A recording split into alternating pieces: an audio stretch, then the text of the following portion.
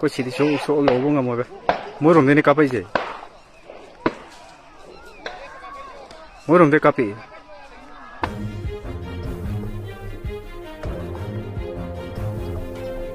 High court द्वारा मैतेई समुदाय को अनुसूचित जनजाति के रूप में मान्यता दिए जाने के बाद से मणिपुर में भड़की हिंसा में अब तक कम से कम 100 लोग मारे जा चुके हैं और 1 लाख से ज़्यादा अपने घर बार छोड़कर भागने पर मजबूर हो गए हैं।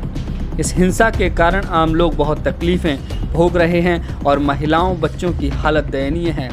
इस स्थिति से निपटने में सरकार की नाकामी के कारण देश बहुत शर्मसार हुआ है। यह हिंसा 3 मई से शुरू हुई थी और आज करीब 2 महीने बाद भी जारी है। कुकी और ईसाई आदिवासी समूहों द्वारा उनकी संपत्ति को निशाना बनाया जा रहा है।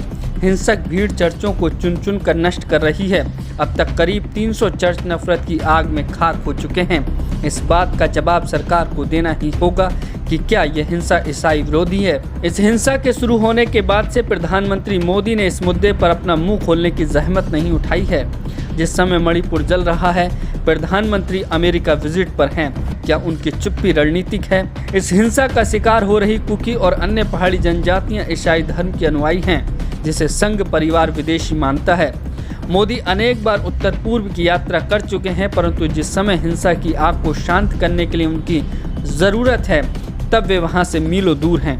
गृह मंत्री अमित शाह ने वहां बैठकें की, लेकिन नतीजा सिफर रहा। मणिपुर में अब भी हिंसा जारी है। मणिपुर में भाजपा का शासन है और दिल्ली में केंद्र सरकार भी भाजपा की है। इस तरह मणिपुर में डबल इंजन सरकार है। यहाँ ये याद दिलाना भी ज़रूरी है कि भाजपा का एक लंबे समय से दावा रहा है कि उसके राज्य में सांप्रदायिक हिंसा नहीं होती है। मणिपुर हाईकोर्ट बार एसोसिएशन ने भारत के chief justice of India DY Chandrachud को बताया है कि मैतेई समुदाय को अनुसूचित जनजाति का दर्जा मिलने के खिलाफ आंदोलन तो हिंसा का केवल बहाना था। पत्रकारों, लेखकों, सामाजिक कार्यकर्ताओं, महिला अधिकार कार्यकर्ताओं आदि करीब 550 नागरिकों ने एक बयान जारी कर हिंसा पर अपनी चिंता व्यक्त की है। उन्होंने बयान में कहा है, मणिपुर आज जल रहा है और इसके लिए काफ़ी हद तक केंद्र और राज्य में भाजपा की सरकारों की राजनीति जिम्मेदार है। वहीं RSS के मुखपत्र ऑर्गेनाइजर ने 16 मई के अपने संपादकीय में अचंभित करने वाली बातें कही हैं। उसने कहा कि मणिपुर में खून खराबा चर्च के समर्थन से हो रहा है। पत्रकारों, लेखकों, सामाजिक कार्यकर्ताओं, महिला अधिकार कार्यकर्ताओं आदि करीब 550 नागरिकों ने एक बयान जारी कर हिंसा पर अपनी चिंता व्यक्त की है। उन्होंने बयान में कहा है, मणिपुर आज जल रहा है और इसके लिए काफ़ी हद तक केंद्र और राज्य में भाजपा की सरकारों की राजनीति जिम्मेदार है। इस आरोप को चर्च ने आधारहीन बताया है। मणिपुर के कैथोलिक चर्च के मुखिया आर्चबिशप डोमिनिक लुमोन ने कहा कि चर्च ना तो हिंसा करवाता है और ना ही उसका समर्थन करता है। ये बेसिर पैर का दावा सांप्रदायिक राजनीति की पुरानी रणनीति का हिस्सा है।